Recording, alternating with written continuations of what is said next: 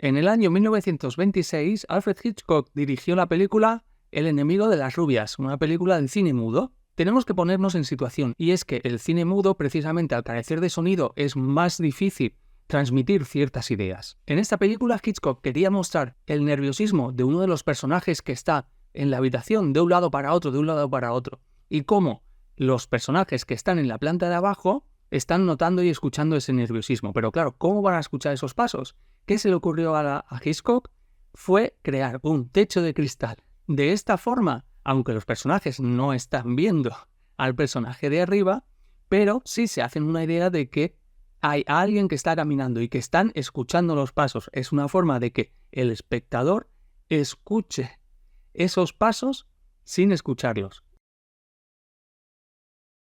El director John Boorman, director de películas como Excalibur o Más allá de Rangoon, explica que él siempre rueda con una cámara, nunca utiliza dos cámaras, y que muy rara vez hace más de 2 tomas para cada película. Él quiere transmitir una cierta tensión a sus actores, transmitiéndoles que todo lo que se vaya a rodar cabe la posibilidad de que salga en la película. Esto mismo reconoce el director, a veces le ha jugado malas pasadas ya que se ha quedado corto de material. Nos da la solución también el propio John Boorman con unas declaraciones que hizo Akira Kurosawa en las que finalmente, harto de que le pasasen estas cosas, contrataba a un operador de cámara que discretamente iba grabando aleatoriamente como a él le apetecía. Por ejemplo, si el Akira Kurosawa estaba rodando un plano general, a lo mejor este operador estaba rodando un primer plano o planos de recurso. Lo interesante es que Kurosawa jamás revelaba todo el contenido de este filmmaker que iba por libre, a no ser que fuese absolutamente necesario para el montaje.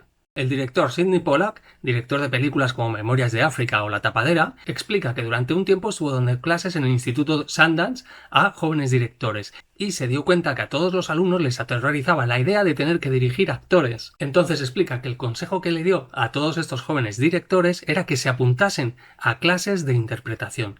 De esa forma tendrían las herramientas necesarias para comprender y entender a los actores, saber cómo dirigirse a ellos y saber, sobre todo, qué es lo que necesitan.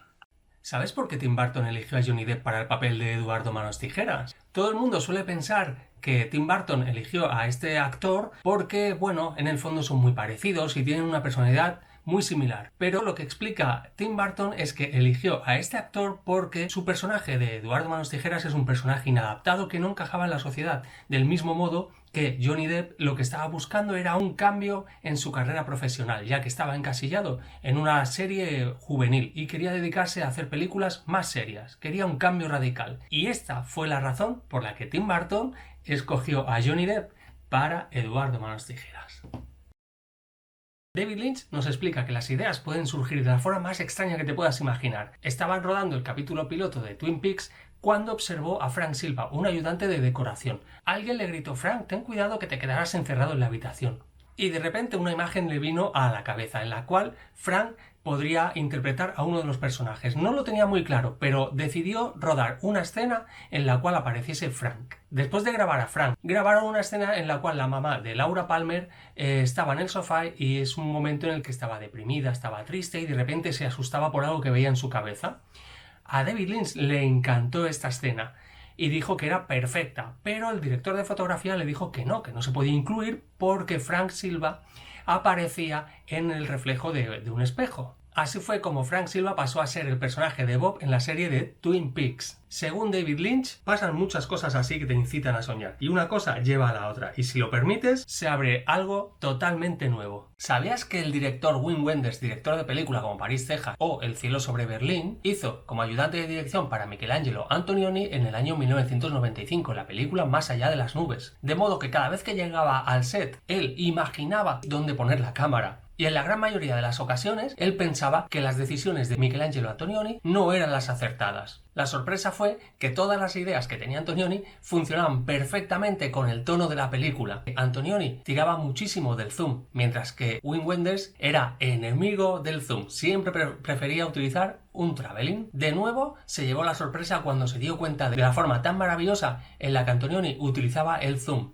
Y si esto te parece poco, además, Wim Wenders siempre rodaba con una sola cámara. De este modo fue como Wim Wenders se dio cuenta de que su estilo iba muy bien para él, pero que podía haber muchísimos más estilos para otros directores. Y no solo eso, sino que abrió su mente a utilizar nuevas técnicas que normalmente no hubiese utilizado. ¿Sabías que para John Woo la música en el cine es súper importante? Y no se refiere a la banda sonora de la película, sino que cuando él prepara una escena, él siempre la prepara escuchando una música, ya sea rock and roll, ya sea música clásica, cualquier tipo de música en la que él cree que pega en esa escena. De hecho, cuando rueda la escena, dice que muchas veces ni siquiera escucha el diálogo. Él confía en sus actores y sabe que lo están haciendo bien, sino que va rodando la escena escuchando esa música que él ha elegido, teniéndola en su cabeza. Después, en la sala de montaje, monta la escena precisamente con la música que él tenía en su cabeza. Y una vez que la tiene montada, saca esa canción para poner una banda sonora original, o para dejar simplemente los diálogos, o para dejarlo en silencio. Pero lo bueno, lo que nos dice John Woo, es que esa canción, esa música,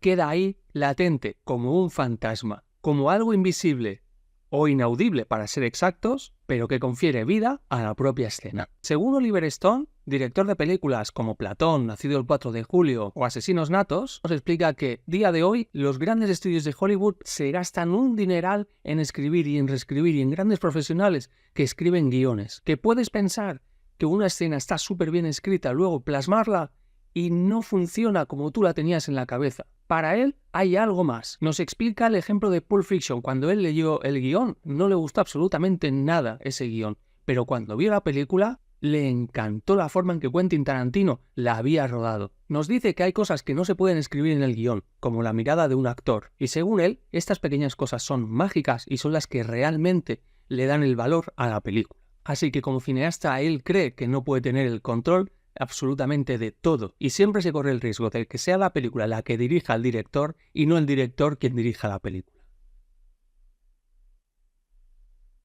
¿Sabías que Stanley Kubrick es uno de los directores favoritos de David Lynch? Pues cuando David Lynch estaba rodando la película del Hombre Elefante, le pasó una cosa muy curiosa, y es que uno de los productores de la película se encontraba con unos tipos que trabajaban con George Lucas, y estos le dijeron: oye David, ¿te podemos explicar una historia? A lo que David dijo: pues por supuesto que sí, explicadme. Y estos le comentaron que el día anterior habían conocido a Stanley Kubrick. Este les invitó a cenar y les dijo: oye, os voy a pasar mi película preferida. Estos aceptaron y la película que vieron fue Cabeza Borradora, la primera película de David Lynch. Cuando escuchó esto, fue tal su felicidad que pensó que ya podía morir en paz. David Lynch, por su parte, confiesa que le encantan todas las películas de Kubrick, pero especialmente Lolita, ya que le encanta ese mundo que rodea toda la película y también las interpretaciones. Sobre todo, destaca la de James Mason, que dice que es incomparable. Año 1929. Alfred Hitchcock, el famoso director de películas como Encadenados o Psicosis, estaba grabando su película Blackmail. Era una época en la que empezaba el cine sonoro. Por aquella época todos los malos del cine mudo llevaban bigote, pero en esta película estamos en la transición. Es una época en que vendían las películas como parcialmente sonoras. Hitchcock hace un homenaje a esta transición entre el mudo y el sonoro con este personaje malvado que no tiene bigote, pero en un momento dado hay una sombra de unas rejas que se le proyectan en la cara y le hacen parecer que tiene un terrible bigote, más terrible del que podría tener en la realidad. Y esto explica a Hitchcock que lo hace como homenaje al cine mudo.